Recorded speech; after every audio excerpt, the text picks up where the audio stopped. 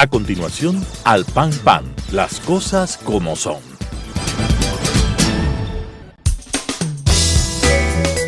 Clasificación B, bajo supervisión de un adulto.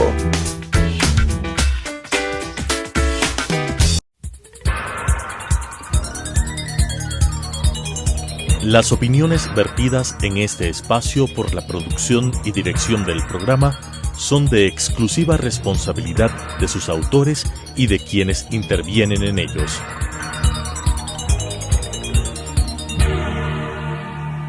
Telesucesos Canal 29 UHF presenta Al Pan Pan, las cosas como son. Coyuntura y calidad de la democracia con la conducción de Patricio Aro. Al Pan Pan, las cosas como son. Cordiales saludos a la gran audiencia de Telesucesos Canal 29, el canal diferente. El mes de enero es un mes en el que se conmemora y se celebran algunos hechos históricos que han repercutido en la vida social, económica y política del país. Hemos realizado una serie de estas conmemoraciones y celebraciones. Realizamos una celebración con el análisis de la gesta del CENEPA en sus 25 años y lo hicimos con un historiador. Luego conmemoramos la dolarización en el Ecuador y lo hicimos con un protagonista de ese evento y lo hicimos con el economista Arizaga, que fue el ministro de Finanzas del gobierno de Maguad. Y hoy vamos a analizar una conmemoración también el 21 de enero del año 2000, a los 20 años de ese hecho histórico, y lo haremos nada menos que con el presidente de la República, Lucio Gutiérrez, que fue el protagonista de este hecho de importancia para la historia del país y que luego le impulsó a la presidencia de la República con el movimiento Sociedad Patriótica. De esta manera, con el señor coronel Lucio Gutiérrez, su servidor Patricio Aro Ayerbe, diremos las cosas como son. Coronel Gutiérrez, bienvenido y gracias por acompañarnos a decir las cosas como son. El 21 de enero, un hecho que se ha dicho toda la verdad. Bueno, faltan algunas cosas. Justamente yo me he comprometido con el país a publicar mi segundo libro, y en el cual pues hablo sobre temas del 21 de enero del 2000 que no son muy conocidos. Así que yo espero que posiblemente para el mes de abril ya lo pueda publicar ese libro, que va a ser un aporte histórico en beneficio del conocimiento de los ecuatorianos. Algunos investigadores sociales y políticos hemos realizado un análisis de los hechos que sucedieron el 21 de enero del año 2000. En un artículo publicado en la revista Politeia de la Universidad Central de Caracas, yo escribí un artículo que llamé Gutiérrez y Chávez, del campo militar al campo político. Se dio ese paso el 21 de enero. Según Bourdieu, en el campo militar existen ciertos límites, pero esos límites fueron sobrepasados en dos casos concretos en Sudamérica, por Hugo Chávez unos años antes y después por Lucio Gutiérrez el 20 de enero. ¿Cómo fue esa transición? ¿Se dio en efecto? ¿No se dio? Bueno, primero en forma rápida sobre los antecedentes del 21 de enero del 2000. ¿Por qué se dio esa rebelión civil-militar? Porque ustedes recordarán, especialmente los ecuatorianos y los cientistas políticos de Latinoamérica y del mundo, que el presidente Yamil Maguad ganó la presidencia financiado por los banqueros ecuatorianos. Una vez que Yamil Maguad estuvo en el poder, los banqueros le pasaron la factura.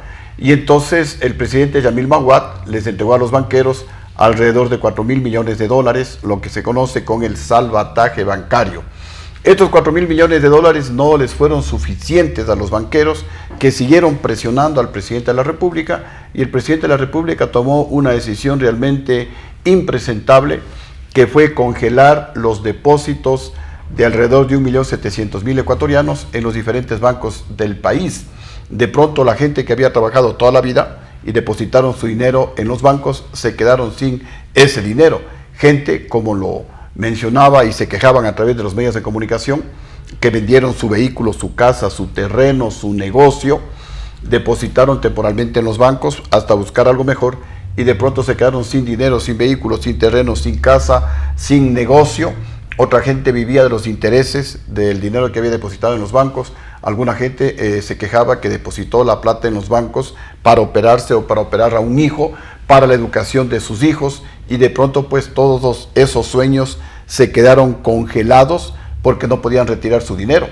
Hasta cuando publicaron en los bancos, 58 personas se suicidaron.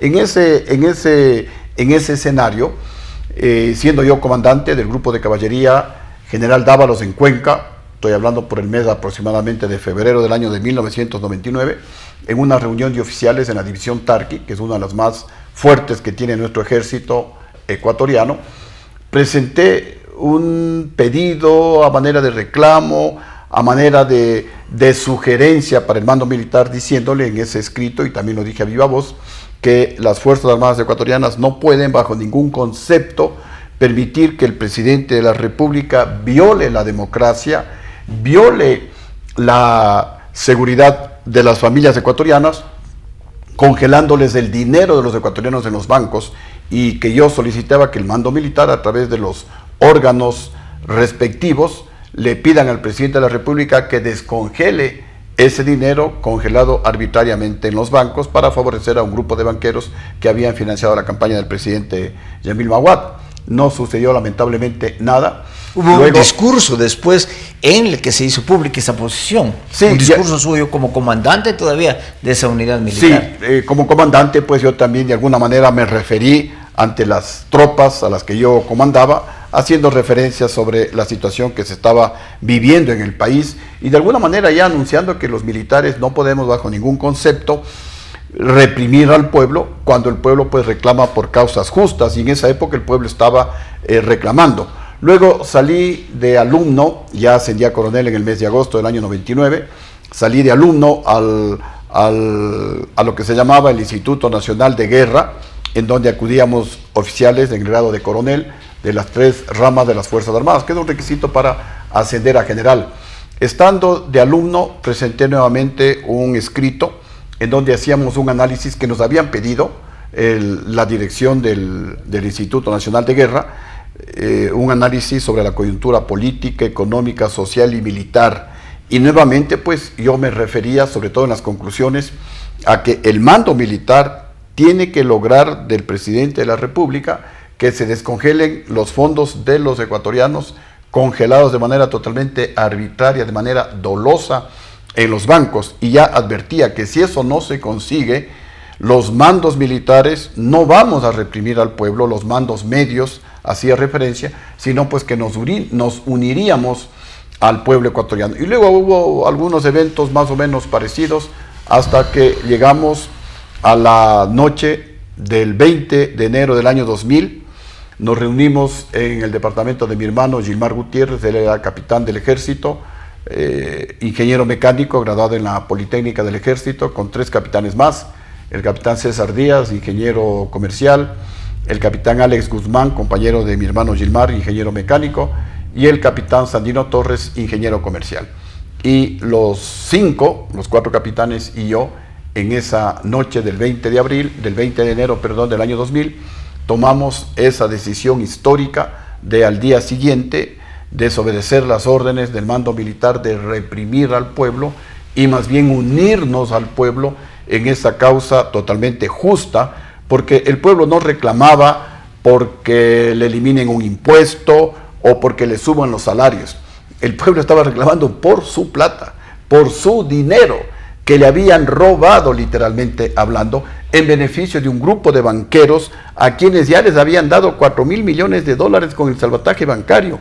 Dinero pues exageradamente grande para satisfacer la ansiedad de los banqueros. Sin embargo, pues querían más plata y entonces se produjo el congelamiento bancario. Y al día siguiente pues actuamos y esto de alguna manera ya es conocido. Pero esa reunión de los 5 oficiales de un departamento, ¿cómo proporciona una reunión o una participación indígena? Es decir, se da una alianza militar indígena, hablando de mandos medios y bajos, es decir, oficiales en el grado de coronel hacia abajo.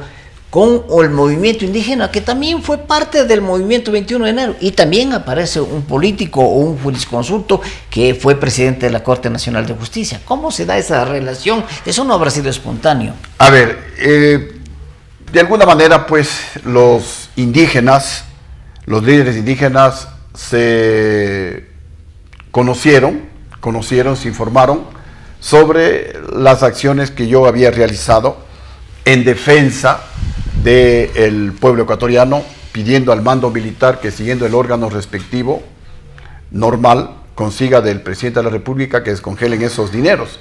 Y los indígenas pues estaban próximos, de manera casi paralela, a hacer una movilización para realizar una toma simbólica de Quito, porque en sus provincias estaban protestando. En el Azuay nosotros teníamos muchos actos de manifestaciones, especialmente de los indígenas, que cerraban vías, que protestaban, porque el país estuvo convulsionado prácticamente desde el mes de febrero del año 1999, cuando se dieron pues estas acciones de congelamiento de los dineros de los ecuatorianos en los bancos. Entonces era realmente desgarrador mirar a través de los medios de comunicación, especialmente de la televisión, cómo la gente lloraba, cómo la gente protestaba, se desesperaba porque no podían retirar su dinero, cómo imploraban que alguien les defienda. Y en esa situación el mando militar nos ordenó que bajo cualquier circunstancia y utilizando todos los medios disponibles, con el uso progresivo de la fuerza, pero teníamos que desactivar ese cerco que habían realizado los indígenas alrededor del Congreso Nacional. Entonces, pues en los días anteriores, algunos indígenas toman contacto con nosotros, con algunos oficiales también de la Politécnica del Ejército, quienes también todos andábamos preocupados. El país entero estaba preocupado. El tema de conversación en todas las reuniones era la situación económica, la situación crítica del país, el congelamiento de los depósitos en los bancos. Y los militares obviamente también conversábamos sobre ese tema. Los alumnos de la ISP igualmente estaban muy preocupados, habían hecho sus análisis, tenían ellos también en mente la posibilidad de participar. Inclusive en la reunión del 20 de enero del año 2000, si es que yo no actuaba, iban a hacerlo los capitanes. Era una decisión casi tomada, y la situación, bueno, hubiera sido mucho más compleja para el ejército ecuatoriano si actuaban únicamente los capitanes.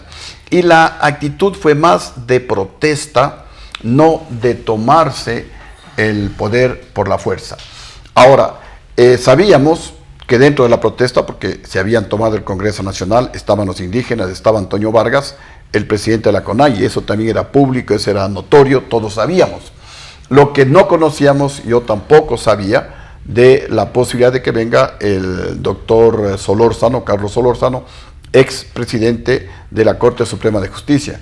Como se dice sobre la marcha, cuando estábamos en el Congreso, en la toma simbólica del Congreso Nacional, los representantes de los movimientos sociales comenzaron a hablar de que ya mismo llega el doctor Carlos Solórzano Constantino. Yo no sabía para qué venía, luego me enteré pues que se formó esa Junta Cívica de Salvación Nacional. Cuando llegó el doctor Carlos Solórzano, me nombraron a mí presidente de esa Junta Cívica. No tenía ningún valor legal, era una junta patriótica, y como su nombre lo indica, Junta Cívica de Salvación Nacional. Entonces, mientras nosotros hacíamos nuestras protestas contra el congelamiento bancario y exigíamos que el presidente de la República descongele el dinero arbitrariamente congelado en los bancos, los generales se aprovechan de la situación. Estamos hablando alrededor, no sé, 2:30, 1 de la tarde, y el general Carlos Moncayo va al Palacio de Gobierno y en representación del mando militar le quita el respaldo al presidente Yamil Mahuad. En ese momento se configura el golpe de Estado. Esto pues es una aclaración histórica importante, porque se difundió, como a veces se difunden las cosas. Lucio Gutiérrez es el que dio el golpe de Estado contra el presidente Yamil Mahuad, y no fue así. En algunas ocasiones, sobre todo cuando voy a las universidades y hablamos sobre este tema, les pongo un ejemplo elemental. Si en este momento un coronel con un grupo de capitanes salen a protestar en la Plaza de la Independencia, abajo el presidente Lenín Moreno no ha cobrado un solo dólar de las decenas de miles de millones de dólares que se robaron y le quitamos del respaldo, no sé, por algunas declaraciones, no pasa nada. Simplemente a los oficiales posiblemente les van a arrestar, les van a sancionar, les van a iniciar algún juicio, pero si el jefe del comando conjunto, en cualquier momento, en este rato que ustedes nos están observando y escuchando, le quita el respaldo al presidente de la República por cualquier motivo, en ese momento se cae el presidente de la República. Y al menos en los 3 últimos golpes de Estado que ha habido en el Ecuador han sido dados por los generales. El golpe de Estado contra el presidente de la época, Abdalá Bucaram, lo dio el general Paco Moncayo, clarísimo. El golpe de Estado contra el presidente Yamil Mahuad lo dieron igualmente los generales, clarísimo, porque son ellos los que le quitan el respaldo al presidente de la República y en ese momento el presidente cayó, me refiero al presidente Yamil Mahuad. Y el golpe de Estado en contra de mi gobierno también clarísimo, lo dio el mando militar de la época, el vicealmirante Víctor Hugo Rosero Barba, el vicealmirante Manuel Zapater, el uno jefe del Comando Conjunto, el otro jefe de Estado Mayor, general Luis Aguas, comandante del Ejército y su jefe de Estado Mayor, y el comandante de la Fuerza Aérea, el general Hernán Ayala y su jefe de Estado Mayor, a quienes yo les nombré, en quienes yo confié, pero lamentablemente pues, y a pesar de que yo les llamé a mi despacho a los generales, porque mi hermano que era diputado, Gilmar Gutiérrez, me decía, presidente, hermano, los propios diputados social cristianos me dicen que los generales se reunieron con Febres Cordero y ya acordaron el golpe. Y los diputados social cristianos no querían el golpe. Y me pedían a mí, a través de mi hermano, que cambie la cúpula militar. Y por eso le llamé a la cúpula militar a mi despacho. Me juraron lealtad que jamás ellos podrían traicionar al primer militar que de manera democrática llegaba a la presidencia de la República. Sin embargo, como corolario, ¿no? En ese momento, por ejemplo, el coronel Lucio Gutiérrez y los oficiales que participaron en el 21 de enero fueron juzgados, sancionados y amnistiados. Pero estamos hablando de un golpe de Estado después que fue contra su gobierno, y los generales a los que usted menciona, a los que usted nombra, no les ha pasado absolutamente nada. Entonces las leyes son de diferente manera y la democracia también puede estar orientada de diferente manera. Exactamente, así es. Y eso es muy lamentable, que la Constitución y la ley no se aplican de la misma manera en todos los casos. Depende de los intereses. Y en este caso, en el golpe, ¿de quién? De los intereses de los grupos de la oligarquía, de los grupos dominantes. Haciendo un pequeño paréntesis y hablando del golpe de Estado en contra de Lucio Gutiérrez, ¿por qué le sacaron a Lucio Gutiérrez? Algún analista me decía en un conversatorio, me decía, Lucio, lamentablemente la vida es así, cuando tú mueras, ahí sacarán que el mejor gobierno en cifras es el de Lucio Gutiérrez, en el que más creció la economía de toda la historia del país, en el gobierno de Lucio Gutiérrez, cerca del 9%, en el gobierno que más se redujo la pobreza de toda la historia del país, en el gobierno de Lucio Gutiérrez, 4%. Para que tengan una idea, Correa no llegó ni al 1% y actualmente la pobreza está aumentando en el Ecuador. Y esto pues datos oficiales, ¿no? Datos del INEC, datos de la Flaxo inclusive. La Flaxo saca que con Lucio Gutiérrez la pobreza se reducía al 4% anual, con Correa no se llegaba ni al 1%. En el tema de inversión, igualmente según la ALADI, mi gobierno es cuando más se invierte inversión extranjera de toda la historia del país, por sobre Colombia, por sobre Perú, inclusive por sobre Chile y por sobre Argentina. Y a ese gobierno, que tiene los mejores logros sociales y económicos de toda la historia del país, los generales le dieron un golpe de Estado. Porque los golpes de Estado, nuevamente, ecuatorianos y amigos del mundo, solo lo dan los generales en el Ecuador y en el mundo. Veamos lo que pasa en Venezuela. Se movilizan 2-3 millones de venezolanos. Venezuela es lamentable, pero es un desastre. No tienen ni qué comer. 5 o 6 millones han salido de Venezuela. Y mientras los generales le mantengan a Maduro, Maduro no se va a caer. Vamos al caso de Bolivia. Si los generales no le quitaban el respaldo a Evo Morales con fraude electoral se hubiera perennizado en el poder, pero los generales le quitaron el respaldo, le obligaron a que renuncie y se cayó el poderoso presidente de Bolivia, Evo Morales. Y a Lucio Gutiérrez, como dice los cables de Wikileaks de Julian Assange, que se publicaron en todo el mundo en abril del año 2012, habla de 5,000 personas. Cuando a mí me preguntan, yo digo, vea, pueden haber sido 10,000, pueden haber sido 20,000 personas, pero en ningún caso se compara con lo de Venezuela, se compara con lo de Chile, se compara con lo de Bolivia, en ningún caso se compara con lo de Nicaragua, ni siquiera con lo que sucedió en octubre del año 2019 aquí en el Ecuador. Entonces, una vez más se comprueba que son los generales los que dieron el golpe de Estado, y a los que yo les he mencionado en algún momento tendrán que responder ante la historia, porque son ellos los responsables de lo que está pasando, ya hablando del caso militar, de lo que está pasando en el ISFA. Son estos generales que dieron el golpe de Estado. Con Lucio Gutiérrez del ISFA estaba sumamente bien, se les entregó 91 millones de dólares adicionales para fortalecer el ISFA. Ahora el ISFA está en crisis porque el gobierno no le da lo que le corresponde para pagar sueldos. Los generales son los responsables del debilitamiento de Fuerzas Armadas y más que nada del saqueo al Ecuador, que según la Comisión Nacional Anticorrupción bordea entre los 35 mil millones de dólares, y según funcionarios del Banco Interamericano de Desarrollo podría llegar a 70 mil millones de dólares el saqueo. Y también pues de la crisis económica, de la crisis moral, de que estemos inundados de droga. Eso no ocurría si no había el golpe de Estado en contra de Lucio de esta Gutiérrez. situación, es decir, para América Latina, Steven Levitsky, un politólogo, Carlos de la Torre y yo sostenemos que sí, la democracia todavía sigue sosteniéndose sobre las bayonetas, es decir, sobre la punta de una bayoneta está sosteniéndose la democracia y se decide en un momento determinado. Pero 20 años después, Lucio Gutiérrez quiere volver a ser presidente de la República. Definitivamente sí, pero ¿por qué? Tengo una situación todavía complicada dentro de mi casa. Mi esposa, Jimena Borges, me apoya de manera incondicional. Mis hijas se oponen. Mis hijas me dicen, bueno, papá, has estado 2 veces preso. Te quitaron los derechos políticos 2 años. Has estado exiliado en 3 países. Te han enjuiciado. El prófugo de la justicia, me refiero a Rafael Correa, te decía en todas las sabatinas: Lucio corrupto, Lucio ladrón, Lucio cobarde, bota todo 3 para robar otra vez, cuidado, cuidarán los relojes, los anillos, si están por ahí los Gutiérrez. Y esta repetición permanente de lo que decía Rafael Correa en sus sabatinas y en todas las entrevistas que podía, obviamente afectaron a la imagen de Lucio Gutiérrez, afectaron a la verdad, porque son calumnias. Porque miren cómo es la justicia divina de perfecta. El cobarde, el corrupto de Lucio Gutiérrez renunció a 3 asilos políticos, Brasil, Perú, Colombia, y viene voluntariamente a la cárcel, al penal García Moreno, a dar la cara.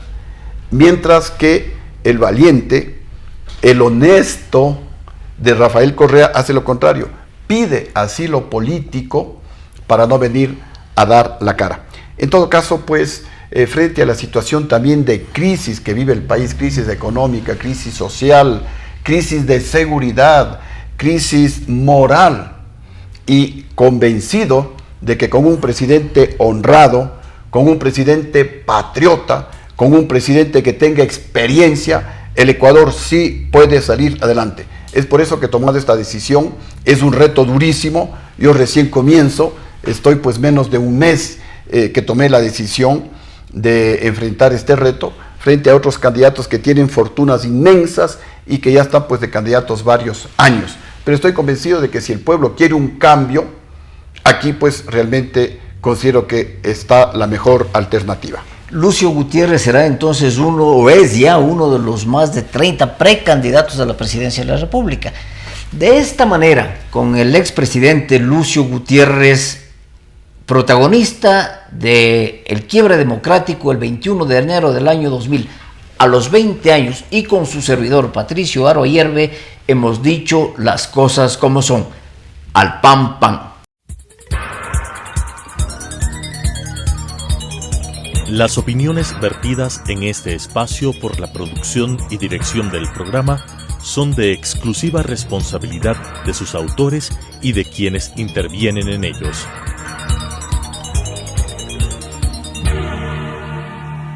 Telesucesos Canal 29 UHF presentó Al Pan Pan, las cosas como son. Coyuntura y calidad de la democracia con la conducción de Patricio Aro. Al Pan Pan, las cosas como son.